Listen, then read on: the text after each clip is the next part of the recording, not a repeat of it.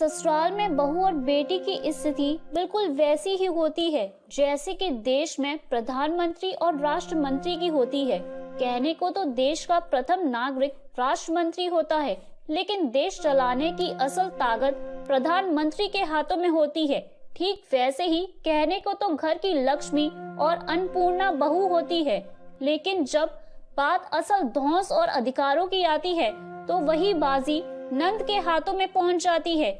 आइए ऐसे ही एक परिवार से आपको रूबरू कराते हैं। चंदौसी में रहने वाले अवस्थी जी के 2 बच्चे थे, एक बेटा और एक बेटी। बेटा जगदीश की शादी आनंदी से हुई थी और बेटी स्वीटी की शादी कनाडा में रहने वाले विक्रांत से हुई थी। एक तो स्वीटी पहले से ही मम्मी पापा की लाडली थी, दूसरा जब से उसकी शादी कनाडा में हुई थी वो घर के लिए प्राइम मिनिस्टर होने के साथ साथ चीफ गेस्ट भी बन गई थी। बेटी की शादी को 4 साल हो गए थे, लेकिन मम्मी जी का दिल तो अब भी बेटी के लिए जोर जोर से धड़क रहा था। मम्मी जी हर दूसरे दिन स्वीटी को फोन लगाकर कहती, अरे बेटा जी बहुत दिन हो गए तुम्हें देखे, कब आ रही हो? अभी कोई प्लान नहीं है मम्मी, देखते हैं। धीरे धीरे समय बीतता जा रहा था। एक दिन मम्मी जी इनका फोन आया था। ये बहुत बड़ी खुशखबरी सुना रहे थे। क्या खबर है बेटा जी? मम्मी जी स्वीटी दीदी आ रही हैं कनाडा से। कह रहे थे वो आपका नंबर मिला रही थी, लेकिन आपका नंबर लग नहीं रहा था, इसलिए उन्होंने इन्हें फोन करके बता दिया। हाय बेटा जी, ये तो तुमने बहुत अच्छी खबर सुना दी। 2 साल हो गए बेटी से मिले बिना। मेरी तो आंखें तरस गई थी स्वीटी को देखने के लिए। एक बात कहूँ मम्मी जी, आपको ना स्वीटी दीदी की शादी कनाडा में नहीं करनी चाहिए थी। अरे ये कैसी बेहुदी बात कर रही है आनंदी तू? मम्मी जी स्वीटी दीदी आपकी इकलौती बेटी हैं। आप रात दिन उनकी चिंता में डूबी रहती हैं, उन्हें देखने के लिए तरसती रहती हैं। आप माँ हैं, अपने बच्चों को देखने का दिल तो करता ही है। कम से कम स्वीटी दीदी कनाडा ना गई होती तो जब आपका दिल चाहता आप मिल तो सकती थी उनसे। मेरा तो मानना है चाहे 2 पैसे कम कमाओ, लेकिन अपनों को दुख मत दो। अरे मेरी बेटी कनाडा में ब्याही है और इससे बड़ी खुशी क्या हो सकती है मेरे लिए। लोग तरसते हैं ऐसे दामाद के लिए, और तू कह रही है कि मैं अपने पैरों से चलकर आए रिश्ते को ठुकरा कर अपनी बेटी का रिश्ता यहाँ इंडिया में करा देती। अरे इंडिया में है ही क्या? आनंदी समझ गई थी कि मम्मी जी से कुछ भी कहने का कोई फायदा नहीं है, क्योंकि उन्हें लगता था कि आनंदी उनकी बेटी की खुशियों से जलती है। उस दिन के बाद से आनंदी ने अपनी सास से नंद के बारे में कोई और बात नहीं की। धीरे धीरे दिन बीतने लगते हैं और आखिर में वो दिन आ ही जाता है जब स्वीटी कनाडा से इंडिया आ गई थी।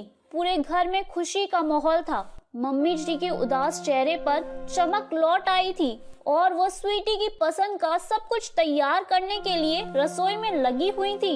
मम्मी जी दिन भर बिस्तर पर अपने घुटने लिए बैठी रहती हैं और आज देखो 2 घंटे से रसोई में खड़ी हैं, जो एक भी बार उफ भी निकली हो उनके मुंह से। मम्मी देखो मैं आ गई। हाय मेरी बेटी, कितनी कमजोर लग रही है तू। मम्मी कमजोर नहीं, उसे फिट होना कहते हैं। कनाडा में सब लोग अपनी फिटनेस का बहुत ध्यान रखते हैं, आप लोगों की तरह नहीं कि पेट पर मटके बांधे रखे हैं सबने। स्वीटी को आराम से बिठाने के बाद सास बहू मिलकर स्वीटी के लिए स्पेशल डिनर तैयार करने में लग जाती हैं। रात को 8 बजे स्वीटी दीदी आइए खाना खा लीजिए, आज तो मम्मी ने खुद बटर चिकन बनाया है। ओ माय गॉड भाभी, ये कैसा खाना बनाया है आप लोगों ने? इतना तेल ऊपर तैर रहा है, इतना अनहेल्दी खाना आप लोग कैसे खाते हैं? विक्रांत जी ने इस खाने को देख लिया ना तो उनका मन ही खराब हो जाएगा। अरे बेटा मैंने तो आज तेरी पसंद का खाना बनाया है। बचपन में कैसे उंगलियां चाट चाट कर खाती थी तू बटर चिकन। वो बचपन की बात थी मम्मी, अब मैं ऐसा खाना नहीं खाती। आप ऐसा करो मेरे लिए ना बस सैलेड ही काट दो। अरे बस सलाद? अरे बेटा मैंने कितनी सारी चीजें बनाई हैं और तू कह रही है कि भूखी ही सो जाएगी। मम्मी कनाडा में हम अक्सर रात को सैलेड ही खाते हैं। स्वीटी खाना खाए बिना वहाँ से निकल जाती है और दोनों सास बहू वहाँ सन्न सी खड़ी रह जाती हैं। कोई बात नहीं आनंदी बेटा, बाकी सबको खाना परोस दो। होता है पसंद बदलती रहती हैं। आनंदी महसूस कर रही थी कि जब से स्वीटी आई थी हर चीज को वो अजीब सी नजरों से देख रही थी।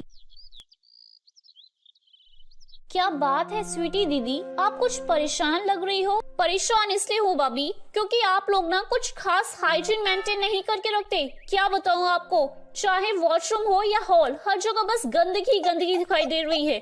आपको पता है कनाडा के गंदे वॉशरूम भी आपके साफ वॉशरूम से ज्यादा साफ होते हैं। आप कहना क्या चाह रही हो दीदी? मैंने तो आज सुबह ही पूरे घर की सफाई की है। भाभी आपको पता ही नहीं है कि कनाडा क्या चीज है। 100 से भी ज्यादा सुंदर जगह है वो, और सबसे बड़ी बात वहाँ जीने की आजादी है। अब आप अपने आप को ही देख लो, जरा सा आपका दुपट्टा सर का नहीं कि मम्मी जी आपको आंख दिखाने लग जाती हैं। और कनाडा में आप कुछ भी पहन लो, कुछ भी खाओ, कहीं भी जाओ, कोई रोकने टोकने वाला नहीं है, कोई किसी चीज की झिझक नहीं करता।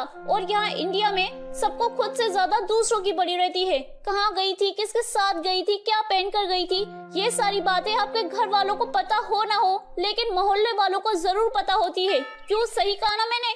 स्वीटी दीदी, आप तो इंडिया की होकर ऐसी बातें कर रही हैं, और ये जो सारी बातें आपने बताई उनमें बस अंतर इसलिए है क्योंकि हमारा कल्चर ही वैसा है। पूरे कपड़े पहनना, बड़ों का सम्मान करना हमारा कल्चर है, और ये फर्क और कंपैरिजन जैसी कोई बात ही नहीं है। हमारे देश में सबसे पहले फैमिली को माना जाता है, और कनाडा में फर्ज को। जब बुनियाद और सोच में ही अंतर है तो डिफरेंस तो दिखाई देगा ही ना। अरे भाभी, अभी आपने कनाडा देखा ही नहीं है, इसलिए आप ऐसी बातें कर रही हैं। एक बार जो वहाँ चला जाता है ना, लौटकर वापस नहीं आना चाहता। ऐसी कोई बात नहीं है दीदी, कुछ ना कुछ अच्छाई बुराई हर जगह में होती है। जैसे आप खुद ही देख लो, अपने घर में आपने कोई सर्वेंट नहीं रख रखा काम करने के लिए, क्योंकि आपको उसको 1 घंटे के लिए $16 देने होते हैं, जो आप अफोर्ड नहीं कर सकती, इसलिए दिन रात काम में लगी रहती हैं। और यहाँ देखो कितने आराम से सुबह काम वाली आकर सब काम करके चली जाती है, और उसके बाद मैं अपने बच्चों और मम्मी जी के काम करने के लिए आराम से वक्त निकाल पाती हूँ। कनाडा में खुश रहने के लिए पति पत्नी दोनों को काम करना पड़ता है, और यहाँ ज्यादातर औरतें घर संभालती हैं, जिससे सब कुछ अच्छे से मैनेज हो जाता है। अच्छा भाभी, बेबी रो रहा है, मैं देखती हूँ उसे। कुछ देर बाद, मम्मी बेबी के लिए कोट लाना है, भैया को बोलकर शाम तक मंगवा देना। कोट? ये क्या होता है बेटा? मम्मी, बच्चे के सोने के लिए होता है ना। अरे इतना छोटा सा बच्चा है, अकेला इसमें कैसे सोएगा बेटा? मम्मी जी, बच्चे को अलग कोच में ही सुलाना चाहिए। माँ बाप के बीच में बच्चे के दबने का खतरा होता है। यहाँ इंडिया में तो सारे बच्चे माँ बाप के साथ ही सोते हैं। आज तक तो हमने कभी नहीं सुना कि बच्चा माँ बाप के बीच में दब गया। अरे क्या माँ सस्ते नशे करके सोती है कनाडा में? कनाडा के रूल अलग हैं, वहाँ ऐसे ही चलता है। वो स्लीपिंग बच्चों के लिए अच्छी नहीं मानी जाती। अरे जैसी तेरी मर्जी बेटा, बोल दूंगी जगदीश से ले आएगा। अब अपने बच्चे भी सरकार की मर्जी से पालने पड़ेंगे क्या? पता नहीं कैसा देश है। छोड़िए ना ये सब बातें। आपको पता है दीदी, मम्मी जी ना आपको बहुत याद करती हैं। मैं तो कभी कभी सोचती हूँ कि काश आप यहीं इंडिया में रह रही होती, तो जब दिल चाहे आती जाती रहती। भाभी प्लीज, मुझे आपके इंडिया में रहने का कोई शौक नहीं है, और मैं तो ये 20 दिन बस गिन गिन कर काट रही हूँ कि कब मेरा लौटने का टिकट आए और मैं वापस जा सकूँ। कनाडा की इंडिया से कोई तुलना नहीं है। ओह, अब मुझे समझ में आया, ये आप नहीं आपकी जलन बोल रही है, वरना कोई अपने दुश्मन से भी ऐसी बात न कहे। अच्छा भाभी, आपको बड़ा अफसोस तो होता होगा ना कि इस घर की बेटी की किस्मत कितनी अच्छी है और आप बहू होकर बस रोटियां ही सेकती रह गई। बिल्कुल नहीं दीदी, अफसोस क्यों होगा? किसने कहा तुमसे कि मैं बस रोटियां सेकती रह गई? मैं वर्क फ्रॉम होम करती हूँ और अपनी जिंदगी में बहुत खुश हूँ। अरे भाभी, इंडिया में चंद घंटे काम करने के लिए मिलता ही क्या है? सैलरी के नाम पर मिलता ही क्या है यहाँ? और एक हमारे कनाडा में देख लो, 1 घंटे काम करने के लिए $16 मिलते हैं। ऊपर से यहाँ का क्लाइमेट बहुत ही बेकार है, इतनी गर्मी है यहाँ पर, पता नहीं आप लोग यहाँ सरवाइव कैसे करते हैं। मैं तो जब से आई हूँ एसी से बाहर निकल ही नहीं पा रही, इतनी गर्मी है, मेरी तो हालत खराब ही हो गई है। और यहाँ का एजुकेशन सिस्टम पता नहीं कौन से जमाने से चला रहा है। आज तक ड्रेस कोड के नाम पर बच्चों के साथ जबरदस्ती की जा रही है। कनाडा में देख लो, किसी भी स्कूल में ड्रेस जैसी कोई लफड़ा ही नहीं है। बच्चों का जब जो मन करे वो पहनकर आराम से स्कूल जा सकता है। इंडिया में तो ऐसा लगता है जैसे बच्चों को यूनिफॉर्म पहनाकर स्कूल की एडवर्टाइजमेंट करे जा रहे हैं। वैसे भाभी, अगर आपको मौका मिले तो आप कनाडा जाने का मौका छोड़ देंगे क्या? बिल्कुल, मुझे कनाडा जाने का कोई शौक नहीं है। माना यहाँ पैसा थोड़ा कम मिलता है, यहाँ पर कनाडा जैसा सब कुछ इतना अच्छा नहीं है। ना ही यहाँ पर बर्फ गिरती है और ना ही यहाँ पर कनाडा जितनी आजादी है। फिर भी यहाँ पर ऐसी बहुत सारी चीजें हैं जिनका कोई मोल नहीं है। हमारे माँ बाप, रिश्तेदार, दोस्त, क्या कनाडा में दौलत कमाने के बाद माँ बाप मिल पाते हैं? मम्मी जी कितना तड़पती हैं आपको याद करके। मैं उन्हें दुख नहीं देना चाहती, इसलिए मैं कभी कनाडा नहीं जाऊंगी। बहू की बात सुनकर मम्मी जी को एहसास होता है कि बेटी के मोह में जिस बहू को वो आज तक इग्नोर कर रही थी, वास्तव में वो उनसे कितना प्यार करती है। अरे बेटा, मैं तो बस सुबह शाम स्वीटी स्वीटी करती रहती थी, कभी तुझे अपनी बेटी माना ही नहीं। लेकिन अब मैं भी अपनी भूल सुधार के जो मेरे पास है उसी की कदर करूंगी। कोई ना स्वीटी बेटा, तू जा कनाडा, मुझे भी अब खुश रहने की वजह मिल गई है। स्वीटी कुछ ही दिनों में कनाडा वापस लौट जाती है, लेकिन इस बार मम्मी जी के चेहरे पर उदासी नहीं थी, क्योंकि उन्होंने खुश रहने की वजह जो पाली थी।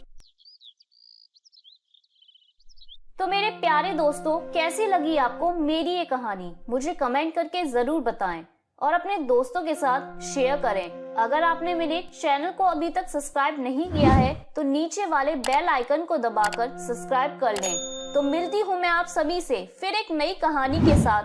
तब तक आप अपना ध्यान रखिए। बाय बाय दोस्तों।